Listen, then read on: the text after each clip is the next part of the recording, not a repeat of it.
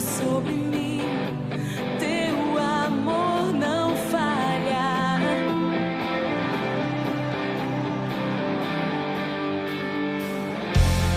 Tu és o mesmo pra sempre, teu amor não muda. Se o choro dura uma noite, a alegria vem pela manhã. Se o mar se enfurecer, eu não tenho que temer, porque eu sei que me amas. Teu amor não falha. Oh, Jesus, Jesus.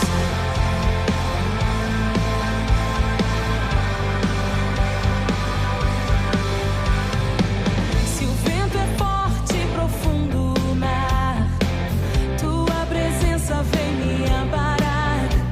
Teu amor não falha. Jesus, difícil era o caminhar, nunca pensei que eu fosse alcançar, mas teu amor não falha. E nunca falhará, pois tu és o mesmo pra sempre. Teu amor não muda. Se o choro dura uma noite, a alegria vem pela manhã. Se o mar se enfurecer, eu não tenho que temer, porque eu sei que me amas.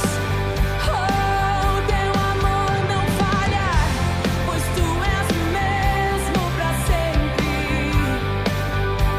Teu amor não muda. Se o choro dura uma noite, a alegria vem pela manhã. Se o mar se enfurecer, eu não tenho que temer, porque eu sei que me amas. Teu amor não falha. É Jesus, Jesus, teu amor não falha.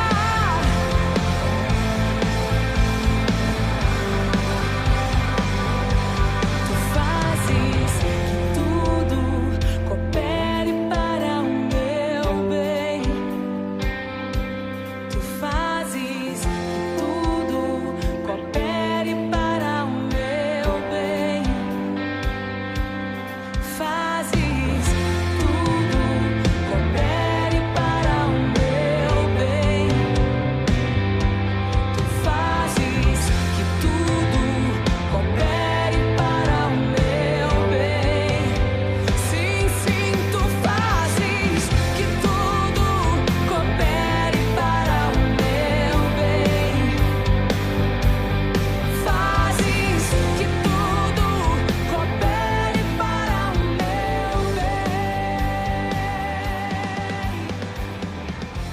Pois tu és o mesmo pra sempre.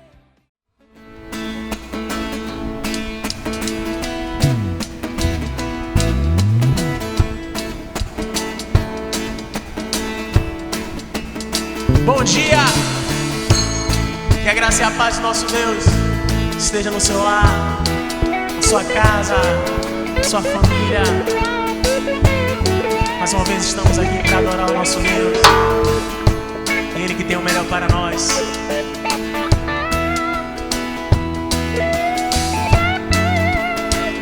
Aleluia! Cantemos! Eu sei que nunca me deixou, eu sei que sempre esteve aqui comigo, livrando o meu coração do que não é seu. E eu sei que todas as noites tu vens pra acalmar a minha mente, livrando no meu coração do que não é seu.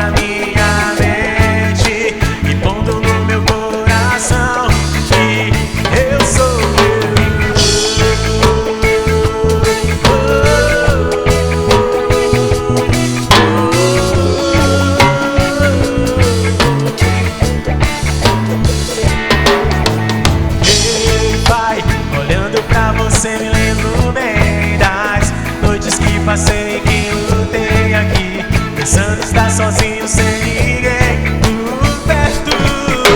E eu, mesmo tão sozinho, não desanimei, pois sabia que cuidaria de mim mesmo sem eu merecer.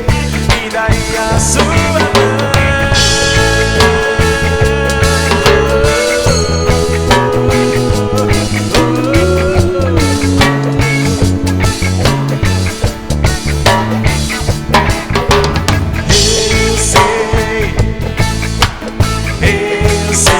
Sempre esteve aqui comigo, vivendo no meu coração do que não é seu mim. Eu sei que todas as noites tu vens pra acalmar a minha mente e pondo no meu coração que eu sou teu. E eu sei, nunca me deixou. Eu sei que sempre esteve aqui comigo, livrando no meu coração que não é seu mim. Eu sei que todas as noites pra acalmar a minha mente e pondo no meu coração que eu sou teu.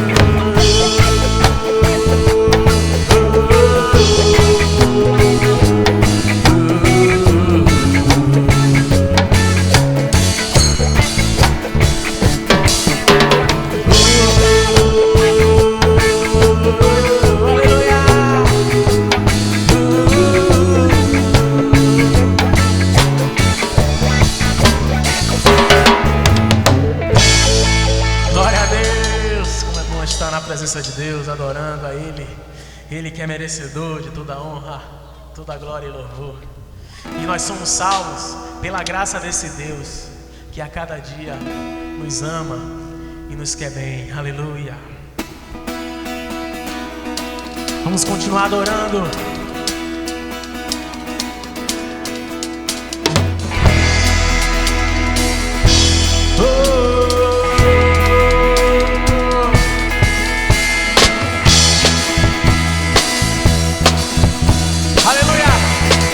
Glória a Deus.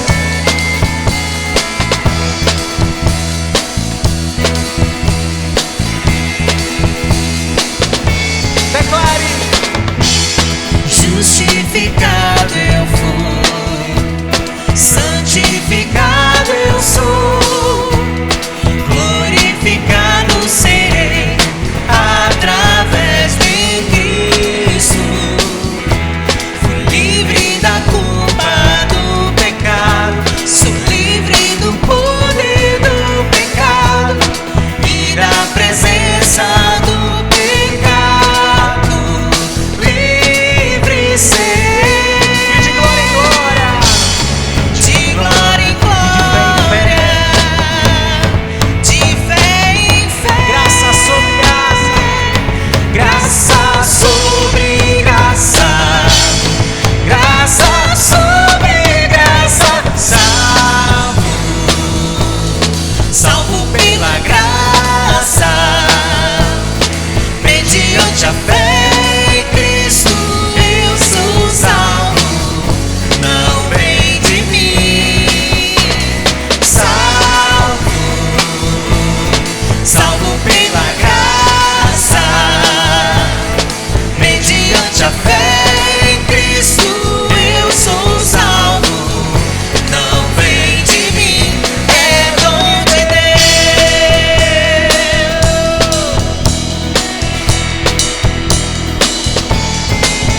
É dom de Deus, meu irmão. Não somos merecedores de nada. É a graça do nosso Deus que nos constrange. justificado eu fui, santificado eu sou, glorificado serei através de Cristo. Sou livre da culpa do pecado, sou livre do poder do pecado e da presença do pecado.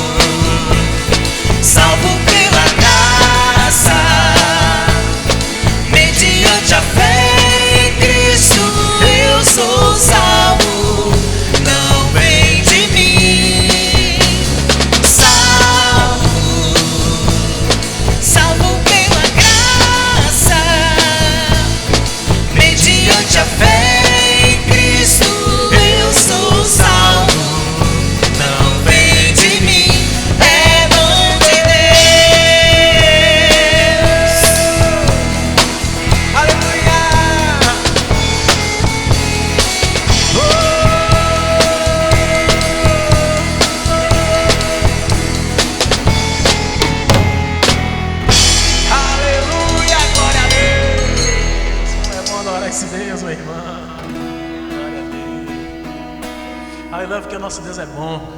Ele é bom para conosco. E o que seria de nós se não fosse esse Deus? Aleluia. Vamos adorar, vamos lá, continuar, meu irmão.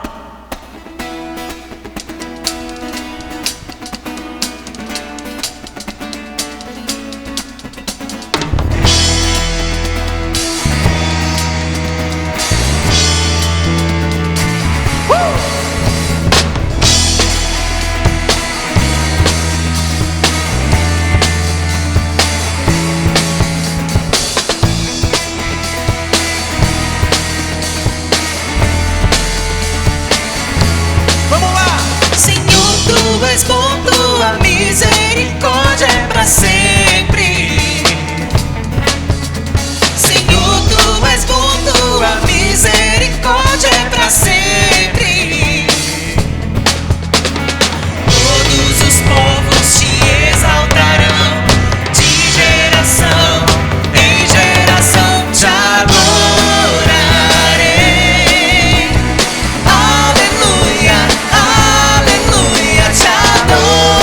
Adorarei por tudo que é. Mais uma vez. Te adorarei.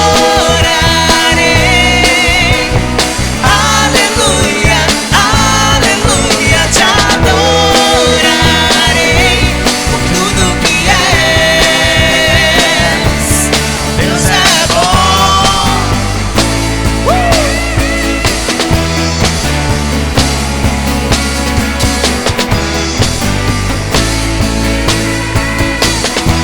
Deus é bom, meu irmão.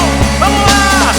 Senhor, tu és bom, tua misericórdia é pra sempre. As mulheres estão bonitas. Vamos lá de novo, meninas. Vai. Senhor, tu és bom, tua misericórdia é pra sempre. Todos juntos. Vai.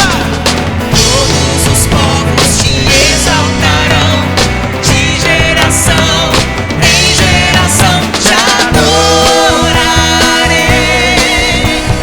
Aleluia, aleluia, te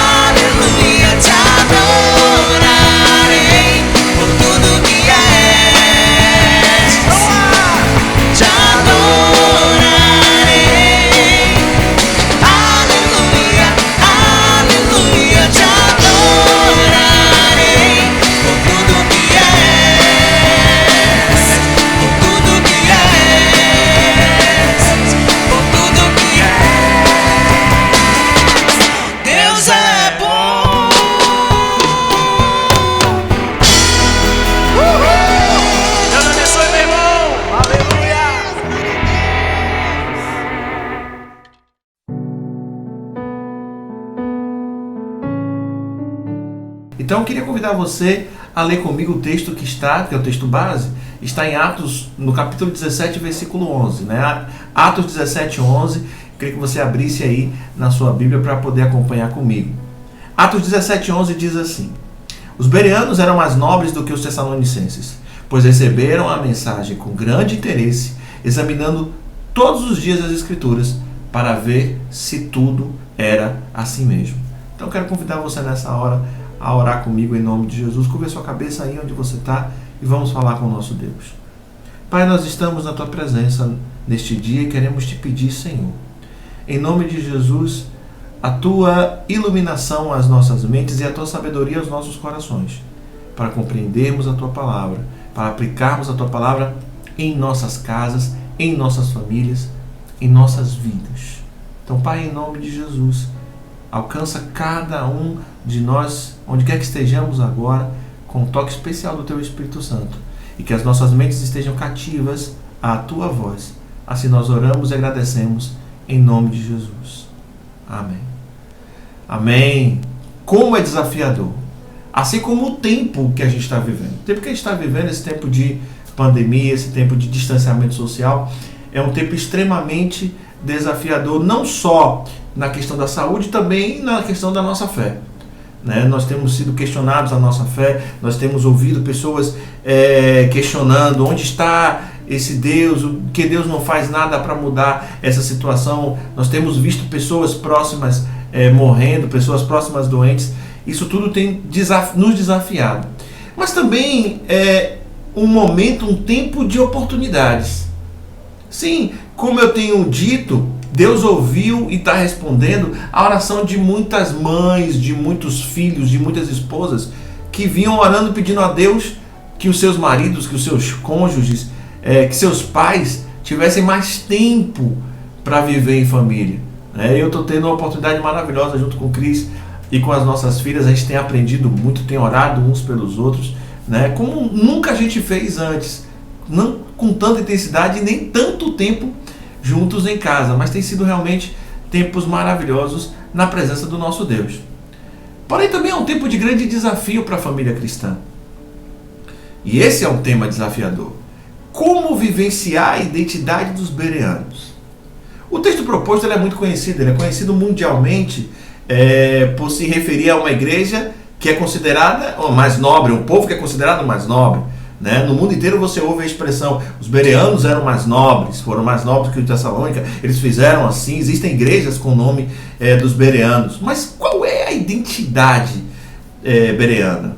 Quais são as características que a gente pode ver nessa identidade? Eu quero destacar aqui algumas dessas características que fazem parte da identidade, lembrando que ela está diretamente ligada ao recebimento da palavra de Deus. Então eu quero destacar aqui algumas dessas características da identidade dos bereanos. Primeira característica, nós vemos logo no texto estampado, eles eram nobres. Mas o que significa ser nobres? Eles foram educados, foram generosos, sábios, pois eles estavam com as mentes abertas para ouvir a palavra de Deus. Então eles foram nobres. Essa é a primeira característica bereana, a nobreza, sabedoria, educação, generosidade. Segunda característica da identidade bereana é que eles eram prudentes. Sim, prudentes.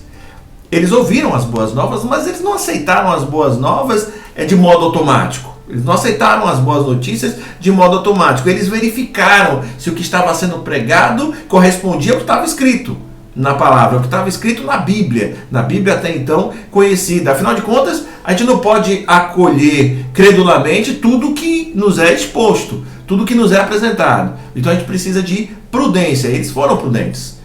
Então eles analisaram para ver se aquilo que Paulo estava dizendo era verdadeiro. Então, segunda característica, prudência. Primeira, nobreza. Segunda, prudência.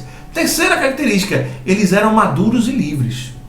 Sim, essa prudência tornavam eles receptivos à palavra justamente porque eles tinham uma fé muito embasada nas Escrituras. E essa fé muito embasada nas Escrituras conferia a eles maturidade para saber lidar com cada situação. E também conferia liberdade para poder ouvir e examinar. Então eles eram crentes maduros e crentes livres e entendiam plenamente o conceito disso, o conceito dessa verdade. Então essa é a terceira característica, eles dessa identidade, maduros e livres. A quarta característica dessa identidade é que eles eram equilibrados. O equilíbrio é uma característica da identidade bereana. A fé pública pressupõe um equilíbrio e é necessário que se tenha esse equilíbrio. Equilíbrio entre o que, pastor? Razão e espiritualidade. As duas coisas precisam andar juntas e em equilíbrio, né? Jesus ensinou isso. Quando os saduceus começaram a questionar ele sobre a ressurreição, lá em Mateus capítulo 22, versículo 29, ele diz assim: vocês estão enganados, porque vocês não conhecem nem as Escrituras, nem o poder de Deus. Ou seja, as duas coisas precisam andar juntas em equilíbrio. E os bereanos tinham isso, tinham esse equilíbrio, porque caminhavam com as duas coisas juntas, né? Fé e razão, espiritualidade e razão. Então eles eram equilibrados. E a quinta característica dos bereanos que nós identificamos é que eles eram unidos. A união é a característica da identidade bereana. Eles não responderam às boas novas de forma isolada. Não foi uma aqui e outra ali. Não.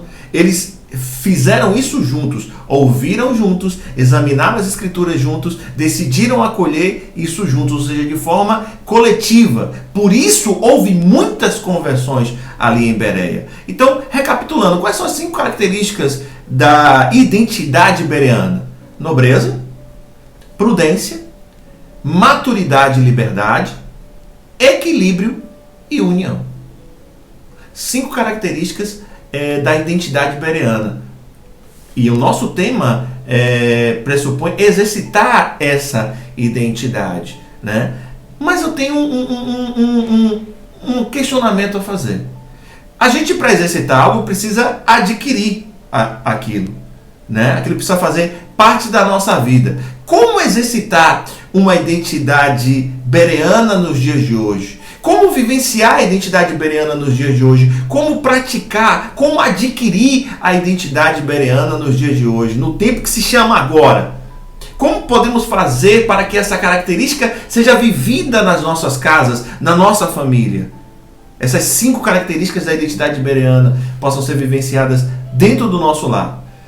Para que a gente possa vivenciar nas nossas vidas e nas nossas famílias essa identidade, nós precisamos entender o contexto da estadia de Paulo em Bereia. Não adianta a gente só ler o versículo 11 e daqui já tentar dizer, não, é isso aqui que eu preciso fazer. A gente precisa entender como se desenrolou aquela história, né?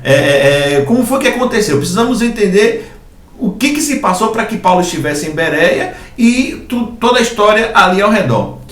É preciso entender que primeiro ele passou em Tessalônica. E aí eu quero ler com você o texto que está do mesmo capítulo 17, versículos de 1 a 9, que relatam essa estadia de Paulo em Tessalônica, né? Porque houve aqui uma comparação. Então vamos lá.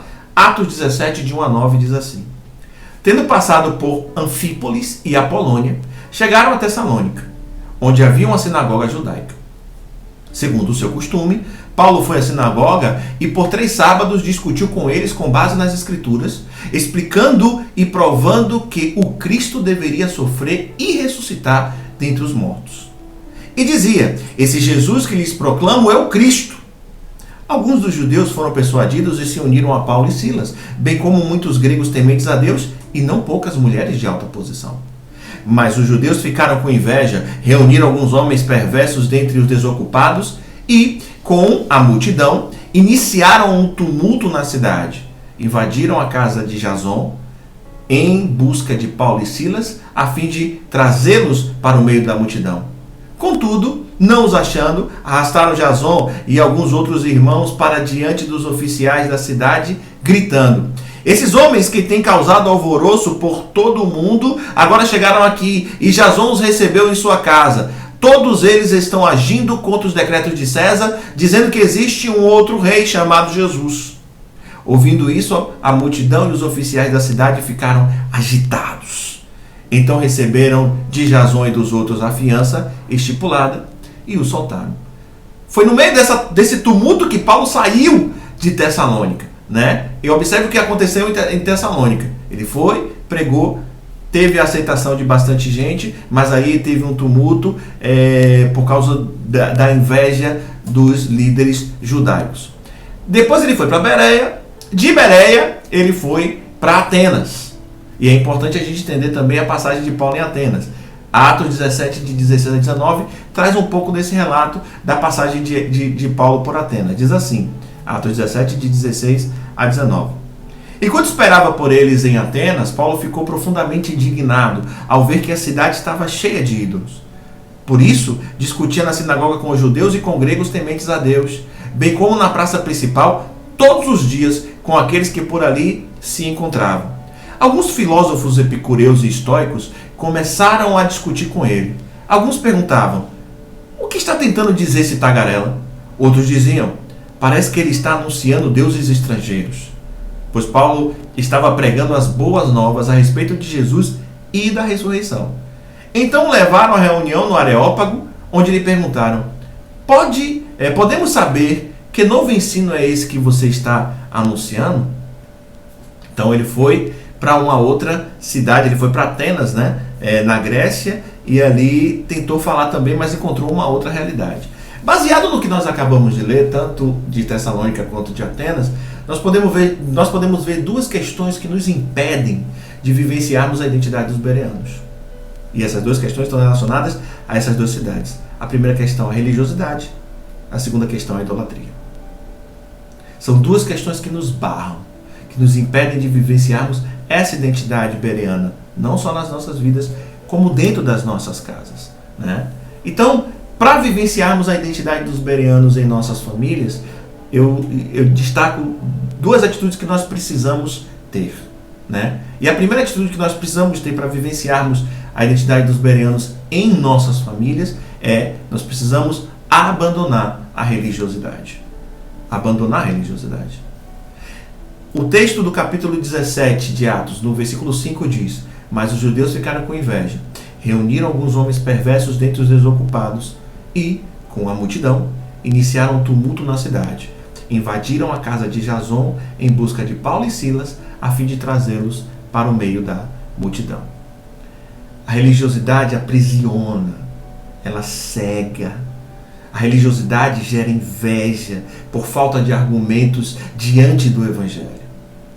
O fato de seguirmos regras sem ao menos discutirmos ou avaliarmos as questões espirituais envolvidas nessas regras não faz de nós santos, muito pelo contrário.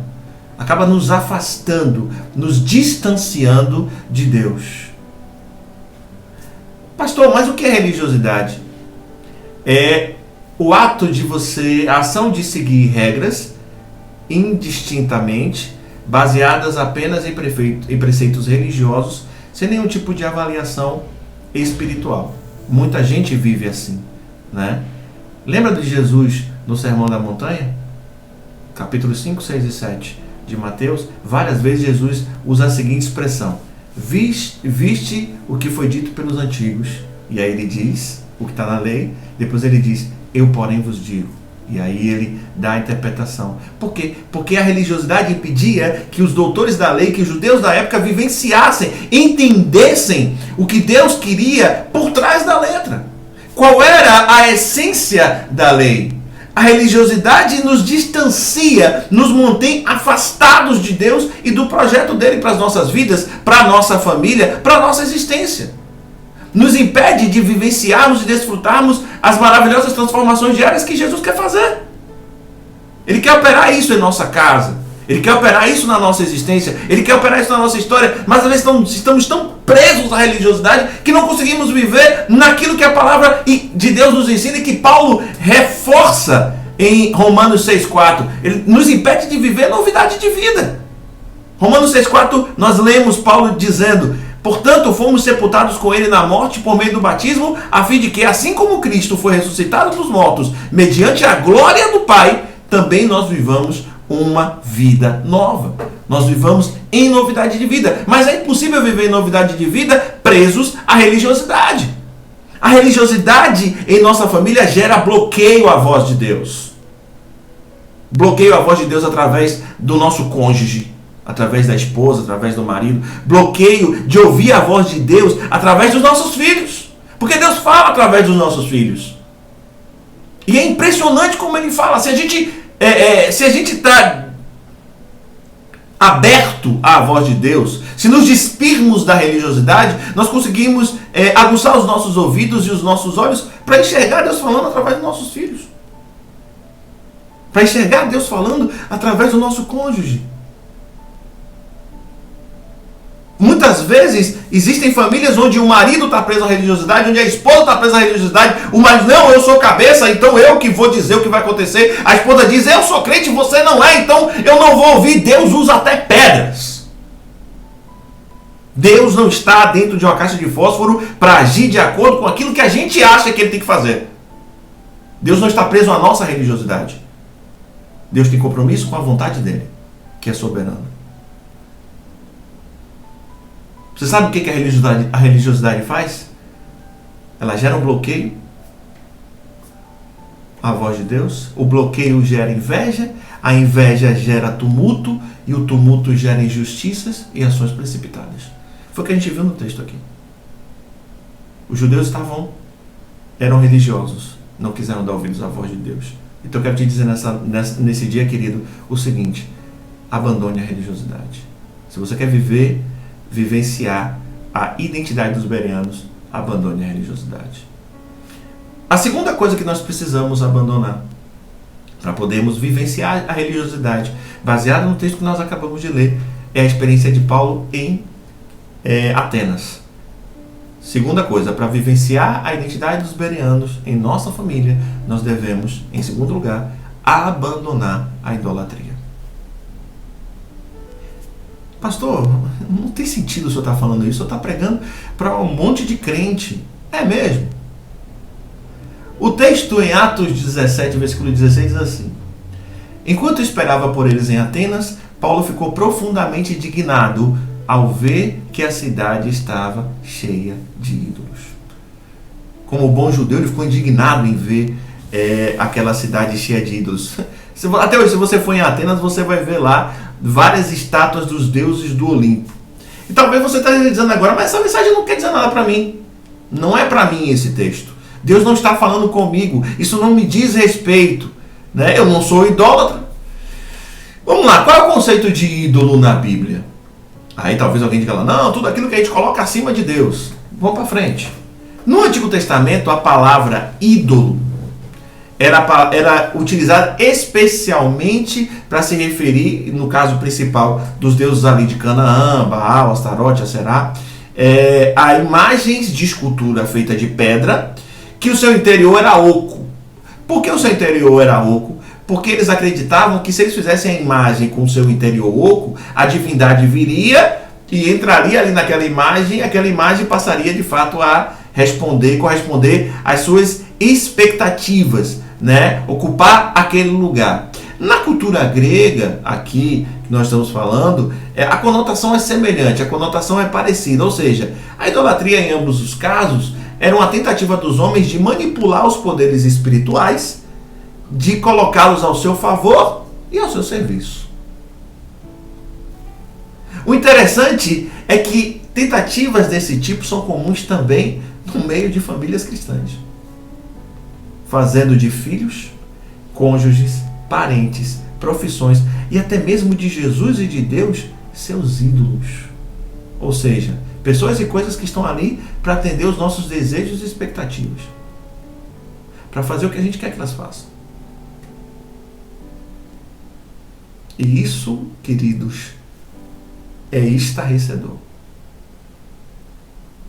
O ídolo não é só aquilo que você coloca acima de Deus, mas é tudo aquilo que você chama para si e deposita expectativas para que sejam atendidos os seus desejos.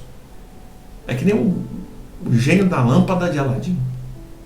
Eu tenho dito aqui na igreja que Deus precisa deixar de ser ídolo nas nossas casas e nas nossas vidas e passar a ser de fato Deus. Passar a ser de fato Senhor, passar a ser de fato soberano na nossa casa, no nosso casamento, na nossa vida. Não um ídolo que eu só recorro quando eu preciso e para ele fazer a minha vontade, mas alguém que é soberano sobre a minha vida, que é meu Senhor. O nosso relacionamento com Ele, por intermédio de Jesus, é um relacionamento de amor e graça. É um relacionamento onde nós reconhecemos a soberania dEle. É Ele quem nos governa. É Ele quem nos dirige e não o contrário. É preciso entender a soberania dEle e o senhorio dEle. Em Atenas, a idolatria impediu que as pessoas aceitassem a palavra, ou que sequer dessem ouvidos ao que Paulo estava falando. A idolatria em nossas famílias nos impede de ouvirmos e entendermos a voz de Deus, porque a idolatria bloqueia o nosso entendimento, mantendo-o cativo ao fato de que o ídolo está sujeito ao adorador, e não o contrário. Você entende o tamanho do problema? A idolatria impede que a gente ouça a voz de Deus, porque a gente não quer ouvir a voz de Deus. A gente quer que Deus fale aquilo que a gente quer ouvir. Então ela nos impede de ouvirmos a voz de Deus, consequentemente nos impede de vivenciarmos uma identidade bereana dentro das nossas casas. Por isso a revolta de Paulo. Ele tentou desfazer toda aquela idolatria usando o próprio ambiente idólatra, o Areópago, para falar de Jesus, para falar das boas novas, mas ele não teve muito resultado. Tanto que o texto bíblico relata lá nos versículos 33 e 34 o seguinte: com isso Paulo retirou-se do meio deles. Alguns homens juntaram-se a ele e creram. Entre eles estava Dionísio, membro do Areópago, e também uma mulher chamada Dâmaris, e outros com ele. Você percebeu a diferença? Enquanto em Bereia muitos se converteram, em Atenas apenas alguns se converteram, porque a idolatria impede de se ouvir a voz de Deus. É preciso abandonar a idolatria. É preciso deixar a idolatria. Não podemos fazer dos nossos filhos, dos nossos cônjuges, dos nossos pais ídolos. Não podemos fazer de Deus ídolo, porque o ídolo está sujeito ao adorador. E no nosso relacionamento com Deus é o contrário. Os bereanos entenderam isso. Os atenienses não. Concluindo, queridos, o versículo 12 do capítulo 17 diz: creram muitos dentre os judeus, bem como dentre os gregos, um bom número de mulheres de elevada posição e não poucos homens. Ou seja, muita gente entre os bereanos ouviu a palavra, examinou as escrituras, viu que se encaixava, recebeu a palavra e começou a vivenciar uma novidade de vida. O desafio proposto é exercitarmos a identidade dos bereanos em nossas famílias. Mas primeiro precisa começar dentro de cada indivíduo. Dentro do marido, dentro da esposa, dentro do pai, dentro da mãe e dos filhos. Se não for desse jeito, não vai ser vivenciado. É preciso abandonar a religiosidade. É preciso abandonar a idolatria. E aí, só aí, seremos receptivos à voz de Deus e aos seus direcionamentos. E então as nossas orações por transformação das nossas famílias serão atendidas. Não adianta orar pedindo a Deus que transforme a nossa casa, se nós não estamos dispostos a transformarmos o nosso coração. Se nós não estamos dispostos a ouvirmos a voz de Deus, se a religiosidade nos impede, se a idolatria nos impede. Querido, em nome de Jesus, eu quero te convidar neste dia a fazer essa análise, abandonar a idolatria, abandonar a religiosidade. E antes que você fique aí sisudo, travado, quero te dizer uma coisa: se desarme e deixe o Espírito de Deus falar ao seu coração. Você sabe qual é a bênção de termos mensagens transmitidas por vídeo? É que você pode ouvir ela várias vezes. Deixa Deus falar isso para você. Deixa Deus transformar o que está aí dentro, porque Ele só vai transformar a sua casa se primeiro você permitir que Ele transforme o seu coração. Ore comigo em nome de Jesus. Pai, eu quero te agradecer. Quero te agradecer pela experiência e pelo exemplo dos bereanos. Como nós podemos aprender com eles?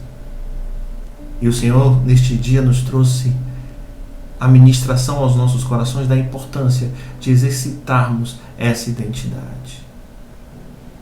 Mas para exercitarmos essa identidade, Senhor, coisas dentro de nós precisam ser quebradas. Então eu quero te pedir na autoridade do nome de Jesus, Que o Senhor nessa hora, através do teu Santo Espírito, quebre no coração de cada pessoa, de cada casa, de cada família que está nessa hora nos vendo e ouvindo a tua voz. Que o Senhor quebre a religiosidade e que o Senhor quebre a idolatria, para que a tua palavra encontre morada, para que a tua palavra faça a transformação necessária. Ó Pai, que a partir daqui, sim, as nossas orações sejam ouvidas e as nossas famílias sejam transformadas, porque esse é o desafio. Cria em nós essa identidade bereana, para que possamos viver em novidade de vida, de acordo com a tua vontade, todos os dias. Muito obrigado por este tempo. Nós agradecemos em nome de Jesus. Amém. Fique em paz, querido. Deus te abençoe em nome de Jesus.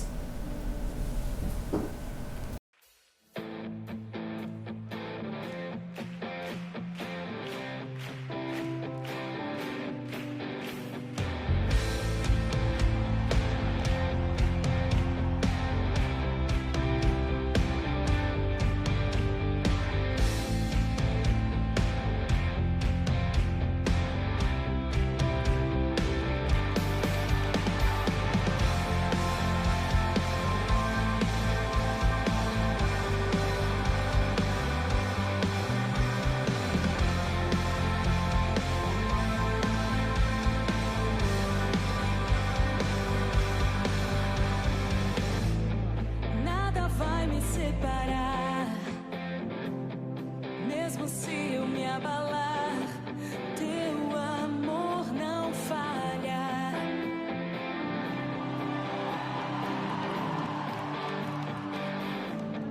Mesmo sem merecer, tua graça se derrama sobre mim.